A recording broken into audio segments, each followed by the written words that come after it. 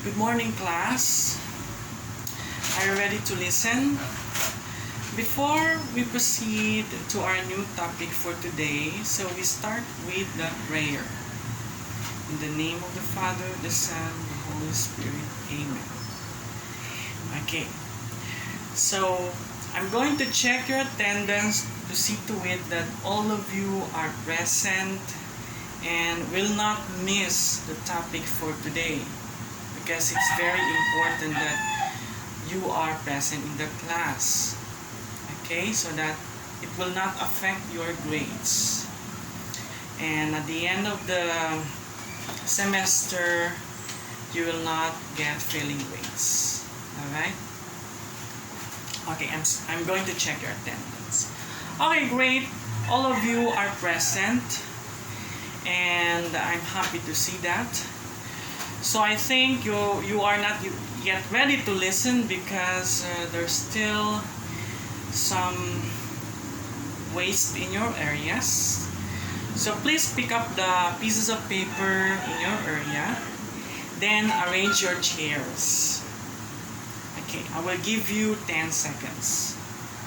Alright, great. I think you are already ready to listen. So, our topic yesterday was cell division, right? Okay, Gina, do you still remember what is cell division and what are the two types of cell division? Alright, great. It is mitosis, okay, which is for somatic cell, and as well as meiosis for the gametic cells. So, what are the difference between mitosis and meiosis, Robert? Alright, great. So there is crossing over or tetrad. Alright, what else? Joanna. Okay, Joanna. So what is your answer? What are the information that you know about cell division? Okay, great. So mitosis produce, alright, 2 daughter cells, while meiosis produce 4 daughter cells. Okay, great. Okay, at least you still remember the topic that I discussed yesterday. So in relation to the topic, I'm going to discuss replication. Alright? So why we need to study DNA replication and other gene expression? Why and what is the importance of this process? Alright, great. Okay, great. So, this DNA replication is very important because without this, cell division will not occur because, why? It will not replicate. Because this DNA replication produce replicate nucleotides in our body in order for us to Cecilia, are you listening? Okay, great. So what is your answer, Cecilia? Alright, so that's it. In order for us to grow, to repair any parts of our body, okay, or our tissues, and as well as to reproduce. So these are some of the importance of DNA replication and as well as the gene expression. Alright, so we need to study this also because in the near future you might be a scientist that will discover a new kinds of medicine product that could help in our what? In prevention of certain diseases Especially nowadays, we are facing this crisis, which is novel coronavirus of 2019. We still don't have the right medicine to cure the disease.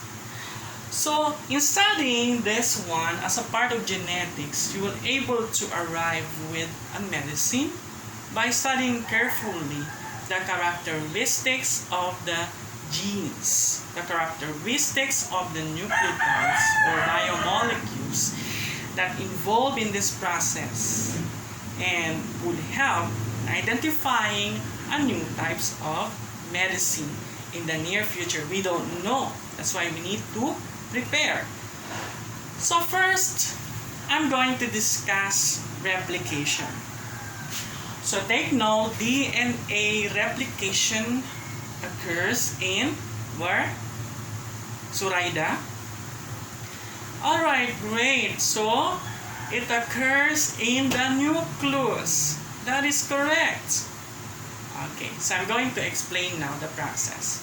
Alright, so take note that DNA replication, as you can see, it is a double helix. Alright, it is a helix shape from 3 to 5 prime direction for the leading strand, and for the lagging strand, it is from 5 to 3 prime direction.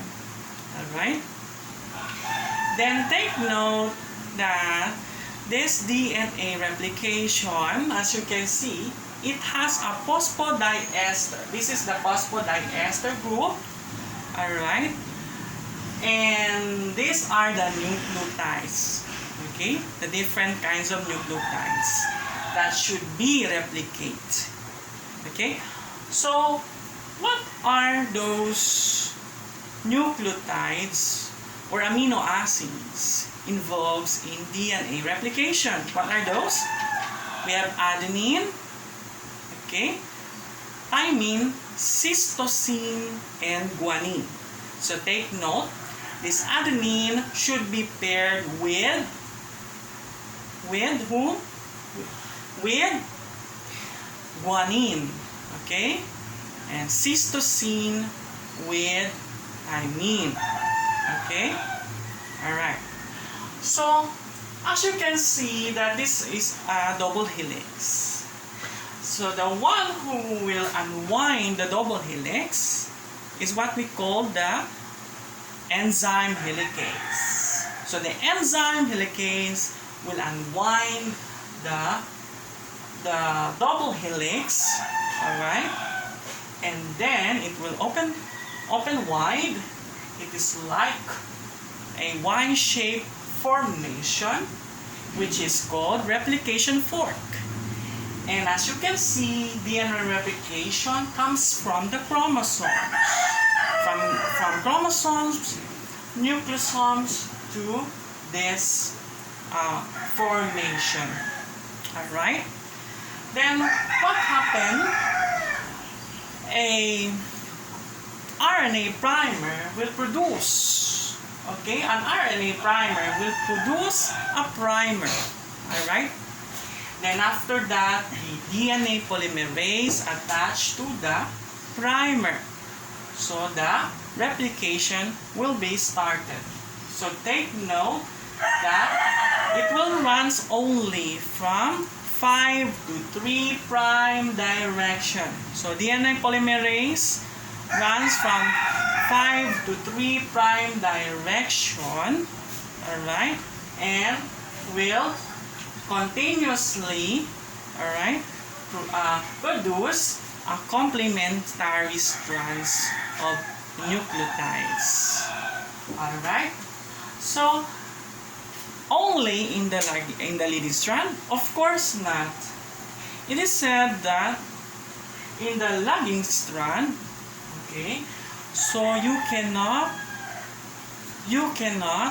replicate unless, okay, unless it will run to 5 to 3 prime direction, because in the lagging strand it runs from 3 to 5 direction.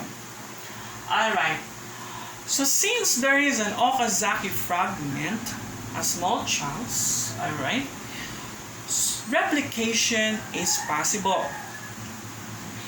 So the RNA primer will produce a primer, and then again the DNA polymerase will attach to the primer, and it runs to 5 to 3' direction. Alright, so until everything is completed, then the exonucleases remove the excess primer in the lagging strands. Alright, until it will be sealed by the enzyme ligase, and it will go back to the original form, which is double helix. Alright, so you get the point? Then after that, what happened to the DNA replication? Okay, it will use in the cell division, which is for mitosis and for meiosis. And take note that this DNA replication is semi-conservative. It means that the leading strand is what? What is the leading strand? Produce a new nucleotides. And the lagging strand are the old nucleotides. Alright? So that is for the DNA replication.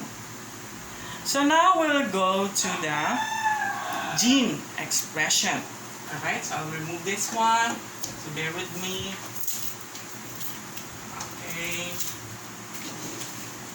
So, gene expression is very important in our body. Alright? It is very important in our body because an one single cell cannot be produced without one single cell cannot be produced, alright, without the gene expression. So imagine, alright, so if you imagine a one single cell, how come a one single cell grow?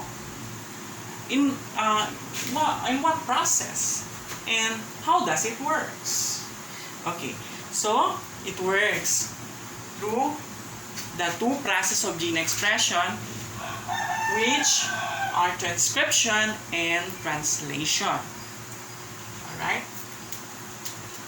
so let's begin with the transcription. So take note, this only for the eukaryotics. Okay, this is only applicable for the eukaryotic cell. Alright, okay, so I'm only discussing for the eukaryotic cells. Alright, so first, what happens? So from the nucleus, alright, from the nucleus, a transcription will process. So take note how transcription process. So this only transcribe, alright, or forming the messenger RNA. Okay, so as you can see, this is the DNA, the DNA, and it is double helix. And the same with DNA replication, it is 3 to 5', 5 to 3' direction. Okay, the same genes. Now, this translation is almost the same with the DNA replication. What I'm saying is that their difference are only by forming the messenger RNA, forming an RNA. So we start with the initiation. As you can see, there is a promoter here. Okay, a promoter, or what we call the Tata box. So as we can see, there is an RNA polymerase, and this RNA polymerase, alright, will bind to the promoter. Okay, it will bind to the promoter, and it will run to 3 to 5 direction. Okay, So as it runs to 3 to 5 direction, it's already called elongation. Alright, it is already elongation. Alright. So now, the RNA polymerase, alright, will run to that, and then take note that an mRNA will be produced, okay, to what? 5 to 3 prime direction. Okay, if the mRNA runs to 3 to 5 direction, but it produces 5 to 3 prime direction, and at the end of the 3 prime, an RNA was produced. Alright, so from thymine, it will become uracil. Okay, so now since it becomes mRNA, so termination will occurs. Alright, it signals the termination. There's a stop sequence here that signal that it should be stopped because the RNA polymerase reached already the stop sequence, and termination will occur. So here, as we can see, this is already a produced messenger RNA, and alright, the DNA will go back to the original form, and also this RNA polymerase will go back to its states. Okay, so now where do this messenger RNA go? Okay, so let's see. Right? So where do this messenger RNA go? Okay. So bear with me. Okay, so now the messenger RNA, alright, will go to find a ribosome to process the translation. So the messenger RNA a while ago find already a ribosome in the cytoplasm. So it means that translation occurs in the cytoplasm. Alright, as you can see, there is a transfer RNA. Okay, there is a small subunit of ribosome and a large subunit of ribosome, as well as the messenger RNA, which is from 5 to 3 prime direction. So, as you can see, the messenger RNA binds to the small subunits, and it will start with the initiation process. So, as you can see, this transfer RNA, okay, will start, okay, with the MET, okay, or UAC as the starting or initiation point, and it will attach to the messenger RNA, okay, 3 first nucleotides, okay, in the P sites of the ribosome. So after that, a replication will happen. A replicated tRNA leave, okay, to the ribosome, and then another transfer RNA, alright, attached to the UGC. Okay, you can see this one, and it will be continuous, alright, still 5 to 3 prime direction. It will be continuous until, okay, until it reach to the end of the messenger RNA nucleotides, and there is already what we call a release factor. Okay, there's already a stop codon, the signal that it should be stopped, and that's it still. Okay, still it will be continuous here. Okay, there will be a stop codon, and then still in the 5 to 3 prime direction stop codon that it must be stopped. Alright, so it will go here in the A sites. Alright, then after this is already the termination from elongation, and okay, and what happened? So the okay, the polypeptide already produced, okay, all of them, okay, all of those involved in the process detach. Okay, there's a last tRNA here, and then the large subunit and the small subunit will be detached and will go back to the original form. And this polypeptide chain, which is very important, all right, we go to the organelles for modification and also for folding. All right, so okay, so you understand already the process of DNA replication, transcription, and translation. So today, what you're going to do is that you're going to form a model of DNA replication, okay, translation, transcription, and translation. And I will let you watch a video regarding this one so that you will gain more knowledge and deepen your understanding about the process. Then, aside from that, maybe if you can finish the model today, okay, we will have our assessment today or tomorrow.